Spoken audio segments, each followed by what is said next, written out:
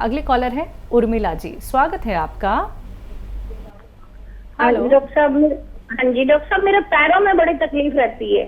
कब से तकलीफ है जी? तकलीफ तो काफी टाइम से है, मुझे शुगर भी है और मैं दवाई ले रही हूँ। कोई कहता है ये रिंगन भाव है, कोई कुछ, मतलब कुछ समझ नहीं आ रहा, बड़ी तकलीफ है।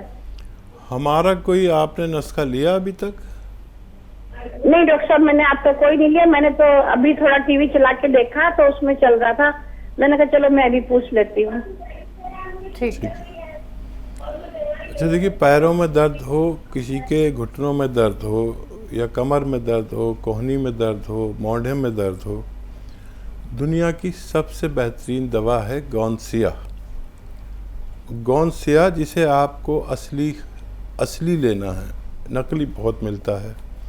और बस 2 चुटकी सुबह नाश्ते के बाद खा लें, 2 चुटकी रात को खाने के बाद खा लें। 2 चुटकी का मतलब आधा ग्राम सुबह नाश्ते के बाद खा लें, आधा ग्राम शाम को खाने के बाद खा लें। दूध या पानी से खाएं। डायबिटीज़ की दवा लेते रहें, आप बहुत जल्द अच्छी हो सकती हैं। जी, मुजफ्फरनगर से हैं लता बंसल जी, स्वागत है आपका। नमस्कार मैडम। नमस्कार मैम। हकीम साहब जी नमस्कार। जय हिंद लता जी, आपका स्वागत बहुत बहुत। हकीम साहब जी, मेरे बेटे की बहू है और उसकी एड़ियों में दर्द रहता है। अभी हुआ है थोड़े से दिनों से, 15-20 दिन से। ठीक है जी। और जी एक मेरा सवाल है, मैंने आपके यहाँ से ही गोंदसिया मंगाया है और उसमें कैप्सूल भी है, वो 2100 रुपए में आया है और मैं उसको खा रही हूँ। मेरे को 1.5 महीना हो गया और मेरी जो नसों में दर्द था उससे तो आराम है, लेकिन मुझे जो कमर में दर्द है, कोई तो उसको साइटिका का दर्द बताता है, कोई डिस्क प्रॉब्लम बताता है। वो एक सीधे पुल्ले से नीचे घुटने तक है। ठीक है। जो दवा आप खा रहे हैं वो सही दवा खा रहे हैं, आपको फ़ायदा भी है और नसों का दर्द आपका चला गया है। अब कमर की बारी है।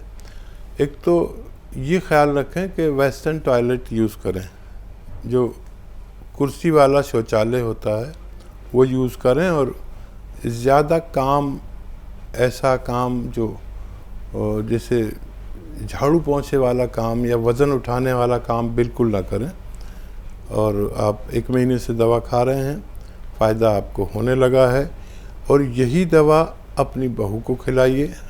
इसी दवा से आपकी बहू को भी फ़ायदा होना मुमकिन है। जी, यूपी से हैं मुकेश जी, स्वागत है सर आपका। मैडम नमस्ते। नमस्ते सर। हकीम साहब को नमस्कार। जय हिंद मुकेश जी। ऐसा सर, मैं 6 चीजों का चूरन खा रहा हूँ और नमक जैतून खा रहा हूँ, 1 महीना करीब हो गया, लेकिन मुझे कब्ज में और पेट में कोई फायदा नहीं। कोई और बता लीजिए बढ़िया कोई होता तो। ठीक है, देखिए ये तो खाते रहें। और कैस्टोल ऑयल मेडिकल स्टोर पर मिलता है। कैस्टोल ऑयल, इसे अरंडी का तेल भी कहते हैं। ये 1 कप गरम दूध में 1 चम्मच डाल के पी लिया करिए गरम गरम, दिन में 1 बार या 2 बार, आपको फ़ायदा मुमकिन है। जी, तो जैसे जो चीज़ें बताई जाती हैं, जैसे जैसे नुस्खे बनाने के तरीके हकीम साहब बताते हैं, इस्तेमाल करने के तरीके आपको बताए जाते हैं, बिल्कुल वैसे ही आप लोग इस्तेमाल कीजिएगा और लाभ उठाइएगा। दर्शकों, अगर आपकी कॉल कार्यक्रम में नहीं लग पाती है तो आप हमारे हेल्पलाइन नंबर पे 24 आवर्स कभी भी कांटेक्ट कर सकते हैं, जहां पे आपकी बात होती है हमारे एक्सपर्ट डॉक्टर से। मेल फीमेल दोनों हैं, आप जिनसे चाहे उनसे बात कर सकते हैं। हकीम साहब के यूट्यूब चैनल से जुड़ना चाहते हैं आप, वहाँ पर भी लाइव स्ट्रीमिंग के ज़रिए हमारे लाइव प्रोग्राम से जुड़ सकते हैं और वहाँ पे भी अपना सवाल कर सकते हैं किसी भी बीमारी से संबंधित। लेकिन उसके लिए यूट्यूब पे जाइए, टाइप कीजिए हकीम सुलेमान खान, चैनल को सब्सक्राइब कीजिए। अगले कॉलर हैं, बात कर लेते हैं। स्वागत है आपका गुलनाज। हाँ जी जी अस्सलाम वालेकुम। वालेकुम अस्सलाम। वालेकुम जी सर, मुझे 3 सवाल थे आपसे। सर मेरा पहला है, मेरी एक 9 साल की गुड़िया है, तो उसके बाल ना तो लंबाई बढ़ती है और पतले भी बहुत है। ठीक है। और सेकंड सवाल है, एक 4 साल की गुड़िया है, तो वो साफ नहीं बोलती है, मतलब जैसे र को ला बोलती है और हाइट भी कम है। ठीक है। और और थर्ड क्वेश्चन है कि सर सर्दी जुकाम रहता है और कुछ भी अगर खट्टी चीज खा लेती हूँ तो फौरन ही सर्दी हो जाती है। ठीक है जी। आप बड़ी खुश नसीब हैं, आपको 2 गुड़ियाँ दी हैं ऊपर वाले ने। और जो बड़ी वाली बच्ची है उसको रोज़ाना 1 ग्राम गोंद मोरिंगा सफ़ेद,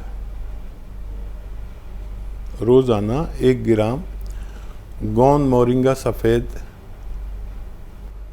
पानी में मिलाकर, दूध में मिलाकर या नारियल पानी के साथ रोज़ाना पिलाया करिए 1 बार बस। जो छोटी वाली गुड़िया है उसको रोज़ाना आधा या 1 चम्मच बादाम का तेल या तो उसके खाने में मिलाकर या उसके दूध में मिलाकर पिला दिया करें दिन में 1 बार। और देखिए, जिन लोगों को भी कुछ खट्टी चीज़ खाने से नज़ला, खांसी, बलगम, छींकें आने लगती हैं, एक तो उन्हें उसको छोड़ देना चाहिए, क्योंकि ऐसे लोगों में रोग प्रतिरोधक शक्ति कम होती है। और रोग प्रतिरोधक शक्ति बढ़ाने के लिए एक नुस्खा बता रहा हूँ, वो लिख लीजिए। सपिस्तान एक दवा का नाम है। सपिस्तान एक दवा, उन्नाब एक दवा, और अलसी, आप जानते हैं अलसी क्या होती है। ये तीनों चीज़ें 100 ग्राम लीजिए और इसमें 30 ग्राम पीपलें यानी पीपला मूल, जो हिंदी में कहते हैं पीपला मूल, और हमारे गरम मसालों में किचन में मौजूद रहती है। 1 सवा इंच की एक बड़ी खूबसूरत सी फाइल, लंबी सी, 1 सवा इंच की, इसे पीपला मूल कहते हैं। 30 ग्राम पीपला मूल और सपिस्तान, उन्नाब, अलसी 100 ग्राम, इनका पाउडर बनाइए और 1 चम्मच रोज़ाना सुबह निहार मुँह गर्म पानी से खाइए तो आपको फ़ायदा मुमकिन है। जी, बात कर लेते हैं सुनील कुमार जी से, देहरादून से बात कर रहे हैं। स्वागत है सर आपका। मैडम जी नमस्कार। नमस्कार सर। हकीम जी नमस्कार। जय हिंद जनाब, आपका बहुत स्वागत। मैडम जी नमस्कार। हकीम जी नमस्कार। नमस्कार सर। सर मेरे 2 क्वेश्चन है। एक तो मैंने नींबू, अदरक, लहसुन और लौंगी के छिलके का ये रस बना रखा है, तो ये सर्दियों में ठंडा तो नहीं होगा, और इसमें क्या मैं नमक, जैतून मिलाकर पी सकता हूँ? ठीक है। दूसरा, मेरी पोती है 19 साल की, उसका लीवर स्वेलिंग आया है और पित्त की थैली में स्वेलिंग आया है। पित्त की थैली में स्वेलिंग? पित्त की थैली और लीवर में स्वेलिंग, उसका थोड़ा डेंगू हो गया था उसको, तो उसका टेस्ट कराया तो उसमें अभी पित्त की थैली और स्वेलिंग और इसमें लीवर में स्वेलिंग। उम्र कितनी है बच्चे की? उम्र 19 साल की है। 19 साल। तो ठीक है। इसके लिए मतलब दवाई और ये जो मैं नुस्खा बताया है, ये क्या सर्दियों में ठंडा तो नहीं रहेगा, या मैं अपने ये बना रखा है नमक जैसे मिला सकता हूं? जी सर, जी जी ठीक है। टाइम बहुत कम है, गौर से सुन लीजिए। ये जो नुस्खा आपने बनाया है ये बिल्कुल दुरुस्त है, और इसमें 2 चीज़ें ठंडी हैं, 2 चीज़ें गर्म, इसलिए ना ये गर्म है ना ठंडा है। ये मोतदिल है, ना गर्म है ना ठंडा है। आप इसे गर्मी में भी ले सकते हैं और सर्दी में भी ले सकते हैं। और आपने सवाल किया क्या इसमें नमक ज़ैतून मिला सकता हूँ, तो यकीनन आप इसमें नमक ज़ैतून भी मिलाकर इस्तेमाल कर सकते हैं।